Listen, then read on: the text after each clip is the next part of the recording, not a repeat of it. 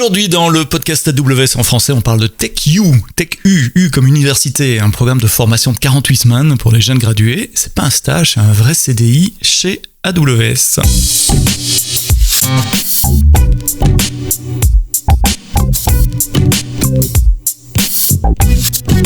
Bonjour, bienvenue dans le podcast AWS en français. Vous êtes de plus en plus nombreux à nous écouter. Je sais, je le répète toutes les semaines, mais c'est vrai parce que on suit les statistiques de mois en mois.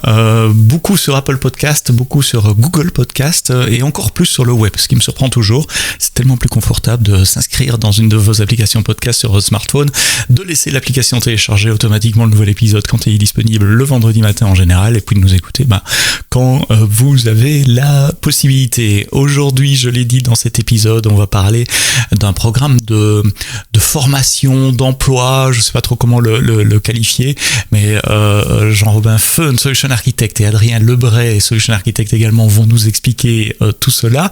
Merci d'être là tous les deux, de prendre du temps pour les auditeurs du podcast AWS en français. Jean-Robin, je commence avec toi. TechU en anglais, TechU en français, c'est quoi ? Ouais, bonjour Sébastien. TechU, c'est un programme de formation qui s'adresse aux jeunes talents dans l'IT. C'est un programme qui va durer 6 mois, 48 semaines si je dis pas de bêtises, sur lequel on va vraiment travailler toute la partie hard skill, donc les skills techniques sur comment maîtriser la plateforme AWS. Donc, ça s'adresse à des jeunes gradués. Et l'idée, c'est de les engager, comme on engage nos collaborateurs habituellement, mais au lieu d'avoir un ramp-up sur 2-3 mois en fonction des rôles, ici, c'est le ramp-up, j'utilise des anglicismes et des termes spécifiques à Amazon, mais la période de formation, de prise en charge pour s'acclimater, pour apprendre le rôle, c'est 6 mois, 48 semaines, pendant lesquels on apprend le métier. Quel métier on apprend ? C'est ça. On apprend le métier de Solutions Architect, donc au travers de différents modules de formation. Et c'est pas un stage, je l'ai dit dans l'intro. Non. C'est un vrai CDI, on est employé Amazon, on reçoit un salaire. C'est ça, on est employé en CDI au même titre que n'importe quel autre Solutions Architect. C'est pas du tout un stage, d'ailleurs on ne prend pas d'étudiants en stage pour le programme TechU. Et c'est un programme qui va pour lequel on vise des jeunes talents dans l'IT. Alors c'est pas tellement une notion d'âge, c'est plus une notion d'expérience, c'est-à-dire qu'on essaie de recruter des personnes qui ont entre 0 et 2 ans d'expérience dans le monde de l'IT, d'expérience professionnelle hors stage et hors alternance. Pour devenir Solution Architect, là où, je regarde les offres d'emploi, moi-même j'avais postulé il y a très longtemps, pour devenir Solution Architect chez AWS, on cherche plutôt des gens qui ont 10 ans d'expérience, et là tu parles entre 0 et 2 ans. C'est ça, TechU, c'est vraiment une superbe opportunité de rejoindre AWS en tant que Solutions Architect. C'est un programme de formation qui dure 6 mois pour la partie technique, mais on pourrait presque dire qu'il dure 1 an en fait, parce qu'après il y a tous les soft skills, les skills un petit peu plus moins techniques du Solutions Architect qu'on va apprendre en étant la relation avec les clients, comment tenir un meeting, exactement, faire un meeting, écrire un document, ce qui est important chez Amazon aussi, ça, etc. écrire des blog posts et ainsi de suite, que l'on va pouvoir prendre en autonomie et au contact de d'autres Solutions Architects, notamment ceux qui auront 10 ans d'expérience ou plus, et également via les alumni du programme. C'est un mentorat ?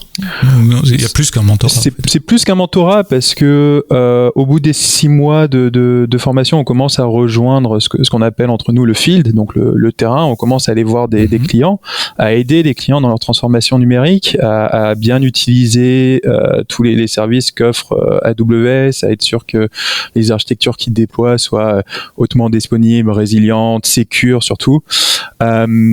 Et c'est vraiment en fait en étant en contact à la fois des clients mais également d'autres solutions architectes plus expérimentés qu'on va pouvoir affiner tous ces skills.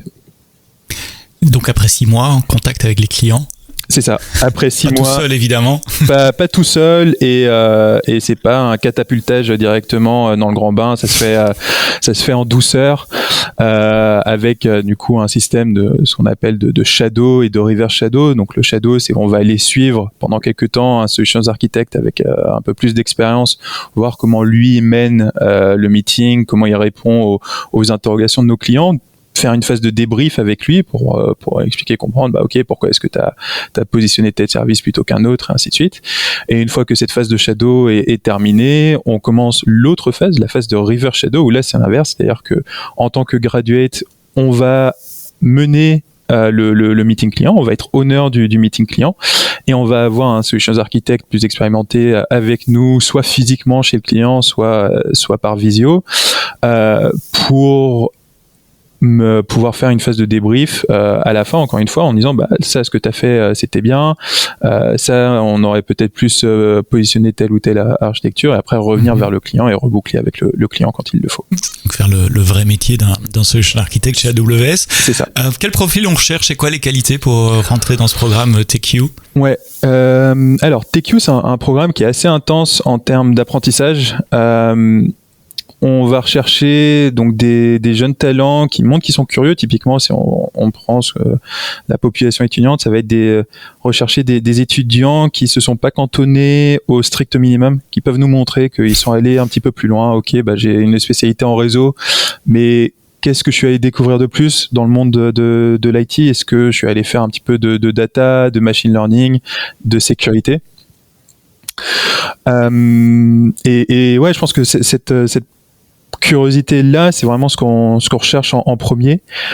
On est conscient de recruter des jeunes talents, que ce soit suite à une reconversion ou en sortie d'école. Donc on n'a pas les mêmes attentes forcément en termes de performance ou de vécu qu'un solutions architect qui aurait 10 ans d'expérience. Ouais. Mais c'est principalement ça. Ça va être montrer qu'on a un domaine d'IT dans lequel on excelle, dans lequel on est vraiment allé assez loin dans la théorie et dans la pratique, et montrer en plus de ça qu'on s'est intéressé à d'autres domaines. Donc tu cherches des touche-à-tout, curieux, qui connaissent un peu de système, un peu de réseau, un peu d'intelligence artificielle. C'est ça, c'est des personnes curieuses qui peuvent apprendre, qui veulent apprendre, qui sont capables d'apprendre vite et bien, et qui ont leur domaine d'expertise et sont en plus allés tester, essayer d'autres choses. Il n'y a pas du tout besoin de connaître AWS. Ça, c'est peut-être un point important. Nous, on va se charger de vous enseigner entre guillemets la plateforme AWS. Mais ça peut être de fait, on a tout type de profil dans l'équipe. On a des gens qui viennent du monde du réseau, du monde de la sécu, du monde du dev. Donc il n'y a pas de profil type, mais à chaque fois en fait le point commun c'était vraiment une curiosité et une envie d'apprendre.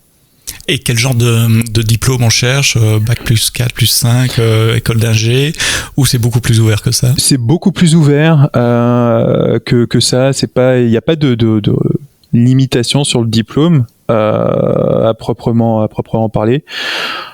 Nous, on va regarder, c'est toujours le même truc. C'est est-ce que le candidat qui vient a le niveau technique minimum, qui est pas forcément lié à un diplôme. Ça peut être, on a des personnes qui nous ont rejoints et qui n'ont pas fait d'école d'ingénieur ou même de parcours info à l'université, mais qui nous ont montré qu'elles étaient capables d'apprendre et qu'elles avaient eu l'envie d'apprendre autre chose que uniquement le parcours scolaire ou ce qu'on leur demandait dans leur métier. Mais il faut quand même déjà avoir fait quelque chose de ses mains, un petit side project. Ça aide clairement. Ça aide clairement. On part pas de zéro en termes de niveau. Donc on va pas apprendre l'IT depuis zéro. Mais ça peut être des projets de réseau, des projets de machine learning, de BI, de dev. Et c'est là-dessus que nous on va se baser après pour faire le recrutement. Alors Adrien, suivi tout cela, on va parler avec toi dans un instant de ton parcours et de ton expérience et comment ça a commencé pour toi, et ce que tu as fait et où tu en es aujourd'hui. Encore une question peut-être pour toi, Jean-Robin, avant. Le processus d'interview est très similaire au processus d'interview des employés traditionnels, excusez-moi, enfin des employés AWS. C'est ça. C'est le même processus que pour tout autre employé AWS en CDI. Donc ça commence déjà par une conversation avec un recruteur ou une recruteur, et ensuite un premier entretien téléphonique, plutôt axé technique, et puis si cet entretien est validé, on passe ensuite à ce qu'on appelle en interne la loupe. Donc là, c'est une série de 4 entretiens avec le futur manager et d'autres employés d'AWS, notamment des solutions architectes ou des consultants professeurs, enfin des employés plutôt techniques, où là, on va avoir 2 entretiens techniques. C'est pas des entretiens de code. Ça, je pense que c'est quelque chose à c'est pas de l'algorithmique. Il n'y a pas besoin de faire du lead code. C'est pas un poste de software engineer. Hein. C'est pas un poste de développeur exactement. Mais ça va être des entretiens techniques dans lesquels on va essayer d'explorer le domaine de préférence du candidat. Donc si c'est quelqu'un qui vient du monde du réseau, on va lui poser des questions réseau. Si c'est quelqu'un qui vient du monde du machine learning, des questions de ML et ainsi de suite. Le but, c'est vraiment de voir jusqu'où vous êtes allé jusqu'où le candidat est allé dans son domaine de préférence, et après poser des questions sur d'autres parties pour voir un petit peu ok, qu'est-ce qu'il a vu en plus de ça. Alors j'avais envie pour ce podcast d'être super concret et de parler avec quelqu'un qui l'a fait, et j'ai rencontré Adrien l'autre jour. Une petite histoire, je vais au bureau, ce qui m'arrive pas très souvent. Adrien arrive et s'installe en face de moi, puisqu'on a un système de bureau flexible, on s'installe à peu près où on veut, et quand on se connaît pas, on se présente: bonjour, moi c'est Seb, je fais ça, bonjour, moi je suis Adrien, je fais ça, et il me raconte son histoire, et je connaissais pas du tout ce programme TQ, et je me suis dit waouh, si moi je le connais pas, ça veut dire que les gens à l'extérieur ne connaissent pas non plus, à plus forte raison, donc il faut en parler. Comment ça a commencé pour toi, TQ? Où est-ce que tu en as entendu parler? Comment tu as postulé, etc.?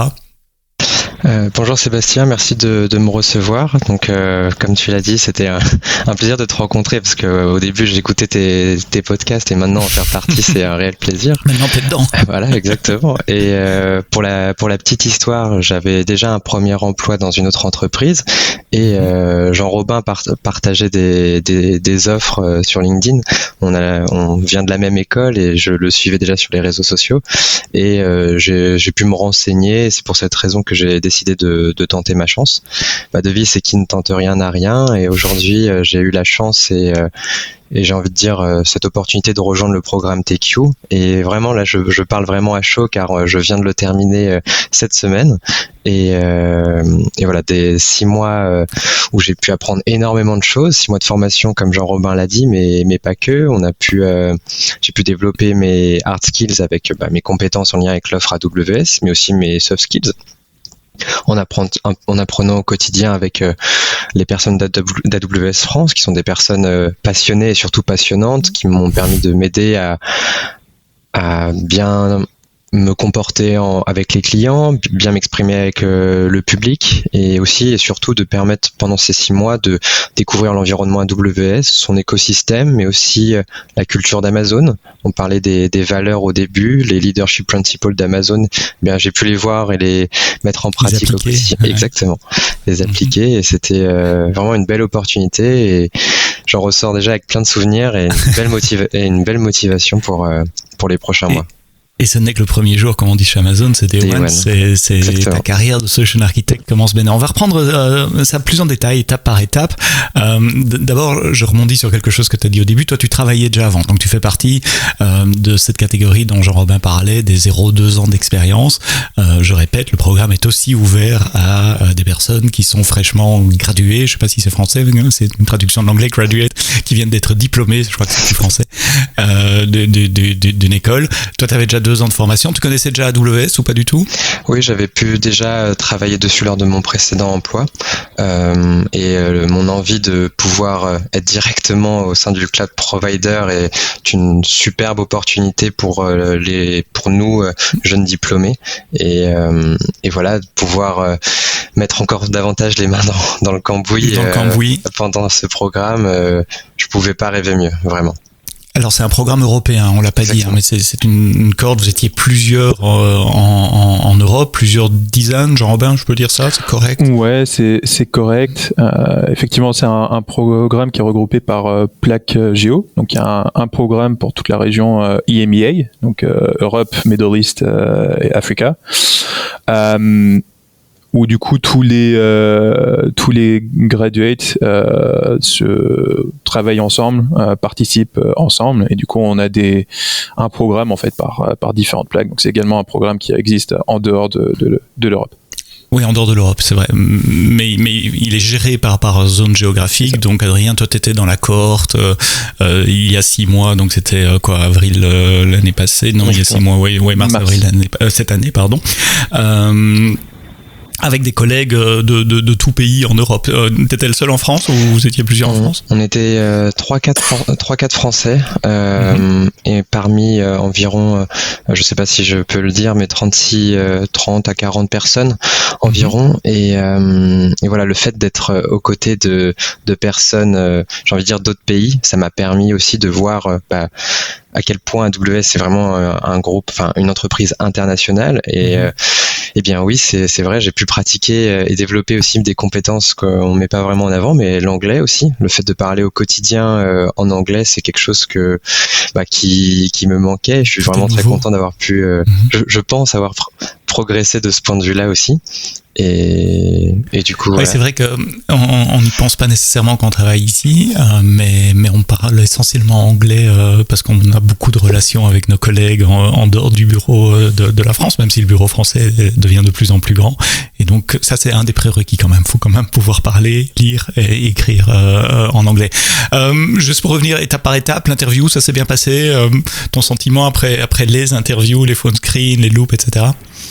Rien que le process de recrutement est une très bonne expérience aussi pour prendre du recul sur quand le poste étude, le fait de prendre du recul aussi sur soi-même, sur qu'est-ce qu'on a envie de développer comme compétences, et ça permet aussi durant cet entretien de savoir ce que je veux faire et ce que je n'ai pas envie de faire.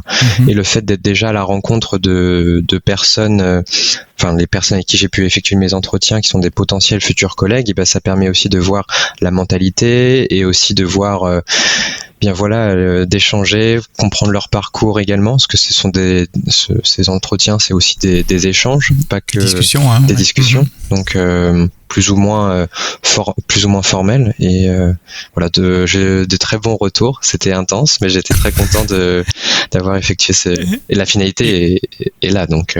Et puis un jour, tu reçois la bonne nouvelle, c'est bon, tu signes le contrat. Ça se passe comment l'embarque les premiers jours, la première semaine? Les premiers jours, en toute transparence, j'ai été évidemment l'excitation de rejoindre AWS, certes, mais aussi de voir que le programme a été très bien structuré.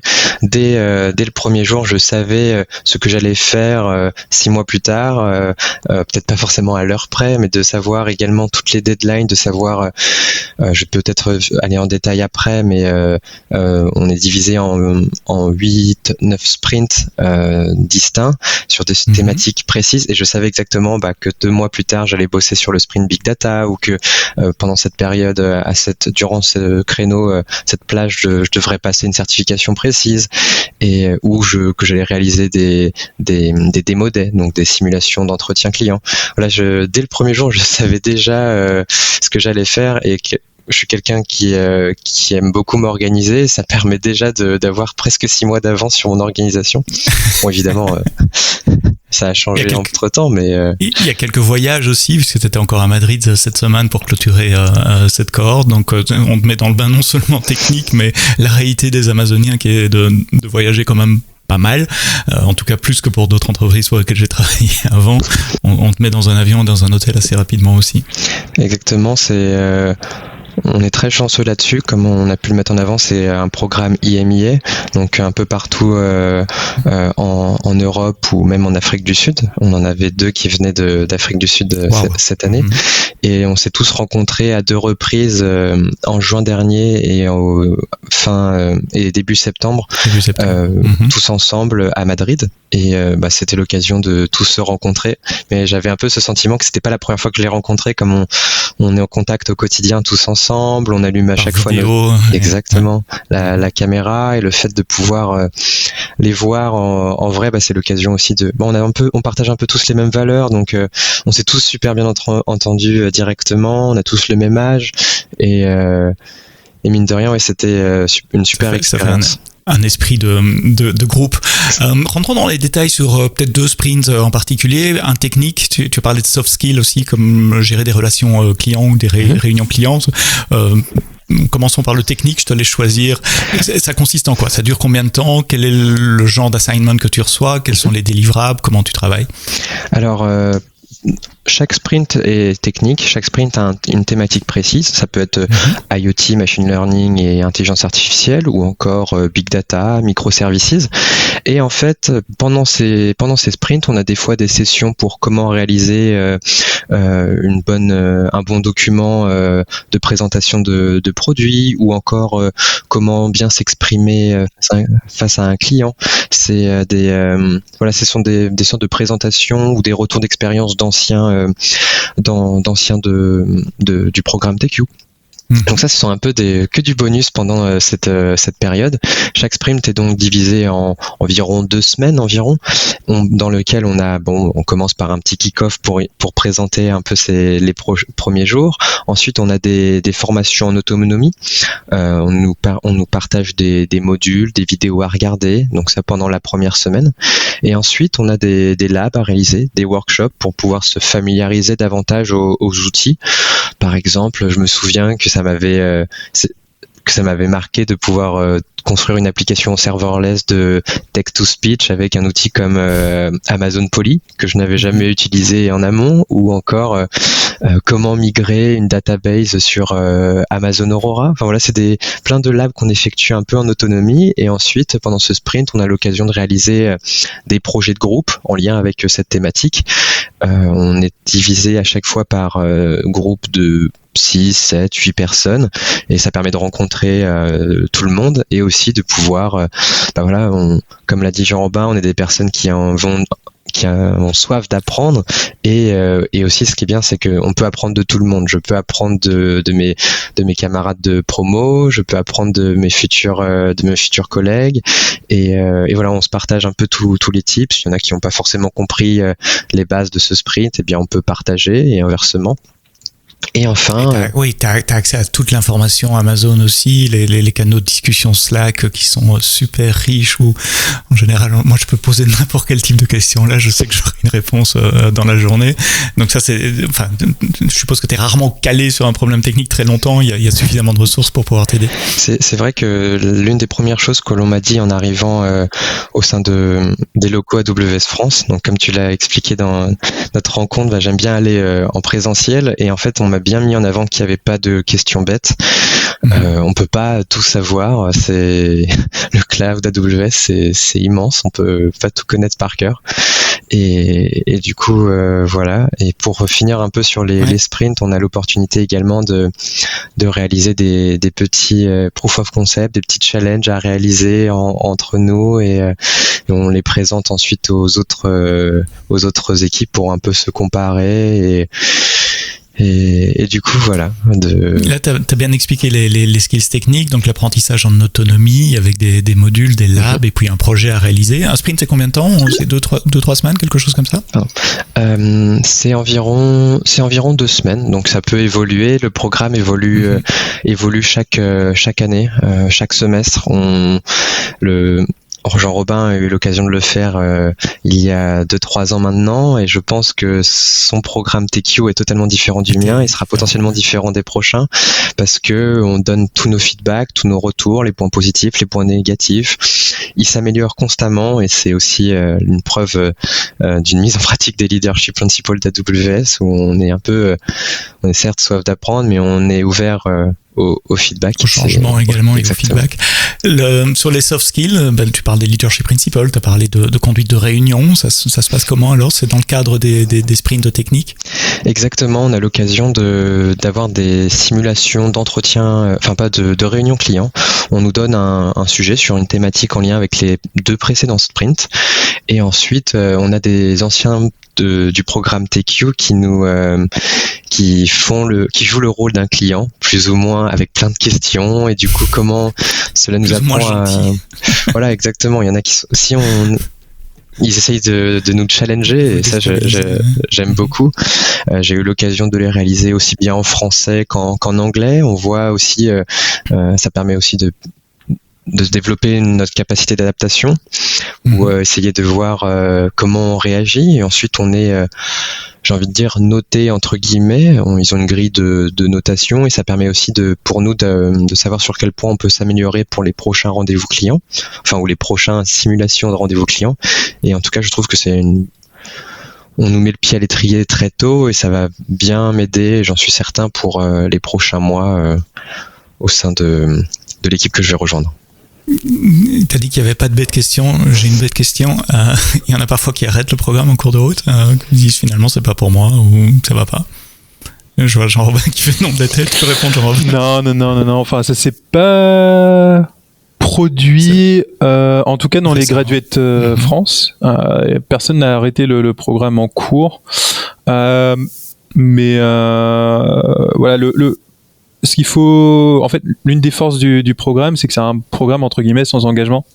Ça, c'est peut-être quelque chose qui est important à dire aussi. Donc, pendant 6 mois, on est recruté en CDI, on est formé, mais après, il n'y a pas du tout d'engagement par rapport à... On n'est pas obligé de rester voilà. pieds-poings liés 5 ans chez tout. Exactement, c'est-à-dire que aujourd'hui, Adrien peut partir du jour au lendemain. Alors, je l'espère pas, mais voilà, il n'y a pas d'engagement contractuel à ce niveau-là. Il y a des personnes qui sont parties après parce que voilà, ça fait partie de la carrière professionnelle, et puis c'est aussi l'une des forces de rejoindre Amazon et AWS, c'est que ça ouvre plein de perspectives. Mais non, à ma connaissance, en France, personne n'a arrêté pendant le programme. Alors Adrien, tu as dit aussi qu'il y avait des certifications à passer, donc ça fait partie des objectifs des 6 mois aussi. Quelle certification tu as passé? Comment tu t'es préparé pour ces certifs? Alors du coup, en parallèle de ces sprints, on a des deadlines, c'est plus des dates pour savoir un peu, on peut les passer avant comme on peut les passer après, mais c'est un peu à titre indicatif. Après ces premiers mois, nous pouvons prétendre la certification Cloud Practitioner, et ensuite 1 mois plus tard, nous avons les cartes en main pour passer la certification Solution Architect Associate. Donc ce sont ces 2 certifications que l'on peut réaliser, mais rien ne nous empêche de pouvoir aller plus loin, de pouvoir en passer davantage. Comme je l'ai dit au tout début, je savais exactement ce que j'allais. J'avais une overview, une vue globale de l'ensemble des semaines à venir. Donc ça me permet aussi de m'adapter. Ce que j'ai envie comme on est en autonomie, bien j'ai pu réaliser des sprints peut-être plus rapidement, et ainsi me concentrer sur un domaine qui me plaît, comme le machine learning, et le réaliser en passer cette certification en parallèle. Mais rien ne m'était obligé. Ce n'était pas obligatoire. Et le fait de pouvoir le réaliser de manière optionnelle, c'était que du bonus, un petit challenge personnel. Je sais qu'il y en a qui en ont passé d'autres, je sais qu'il y en a qui les avaient potentiellement en amont, pour montrer aussi bien le fait que les promos sont très hétérogènes. Il y en a qui sortent à peine d'école, il y en a qui ont déjà 2 ans d'expérience. C'est un détail, mais on peut le ressentir au niveau de potentiellement de la maturité de la personne. On a tous des maturités différentes, et c'est ça qui est intéressant, c'est que tout le monde a des niveaux techniques différents. On peut apprendre de tout le monde, comme je me répète, mais je trouve que j'ai énormément appris aux côtés de mes camarades de promo.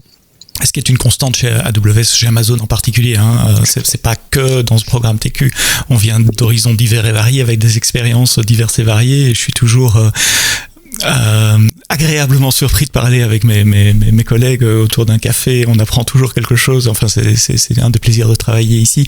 Qu'est-ce qui va s'amener pour toi dans les 6 prochains mois? Donc là, tu as fini la phase de 48 semaines de sprint, de formation plutôt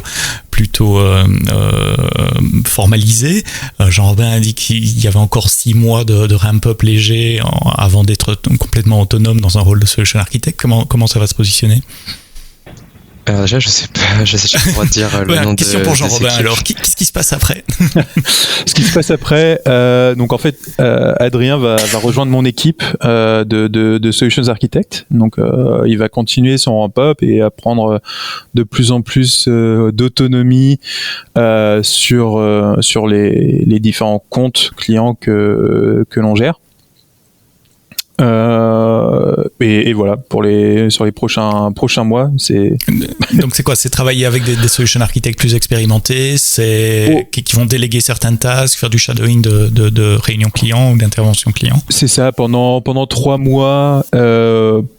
C'est pas forcément 3 mois fixe, hein, ça peut être plus ou moins, mais Adrien va du coup faire une phase de shadow et de river shadow comme on l'avait expliqué plus tôt, et puis après le but c'est qu'il soit autonome avec des clients et qu'il puisse gérer les opportunités, les accompagner dans leur transformation, et ça quel que soit leur besoin, que ce soit simplement de mener des meetings en one-to-one avec eux, que ce soit de construire des démos, des prototypes pour leur montrer concrètement à quoi ressemblerait leur workload, leur charge de travail sur AWS, mais également s'ils le souhaitent, après faire participer dans des opportunités de public speaking, donc participer au summit AWS pour Reinvent, c'est également sur la table. Pas de pression, Adrien. Pas de pression.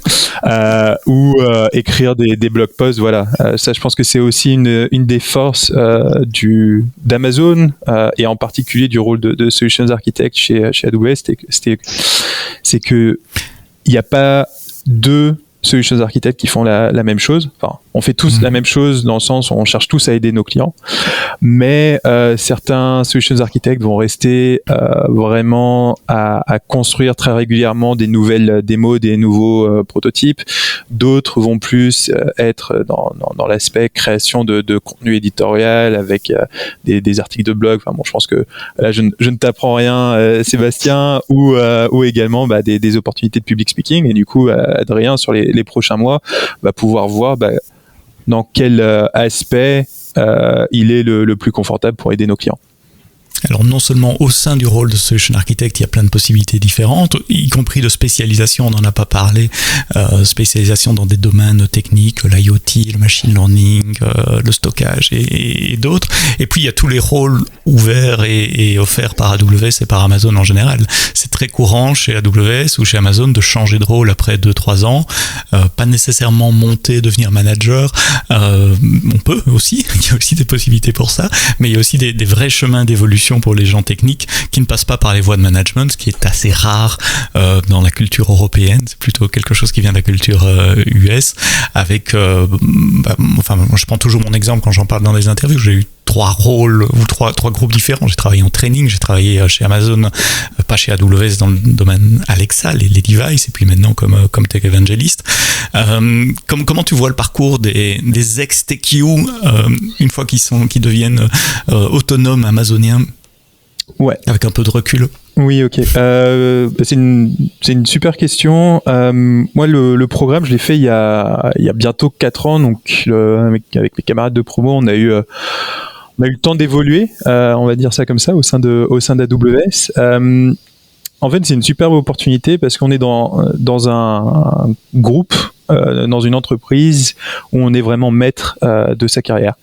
Qu'est-ce que ça veut dire concrètement? Ça veut dire qu'on a, moi j'ai certains de mes camarades de promo, ça fait 4 ans maintenant qui sont chez AWS, qui sont restés Solutions Architects généralistes, parce que ça c'est aussi quelque chose qu'on n'a peut-être pas précisé, c'est que aujourd'hui les offres TQ que l'on a en France, c'est pour des Solutions Architects généralistes.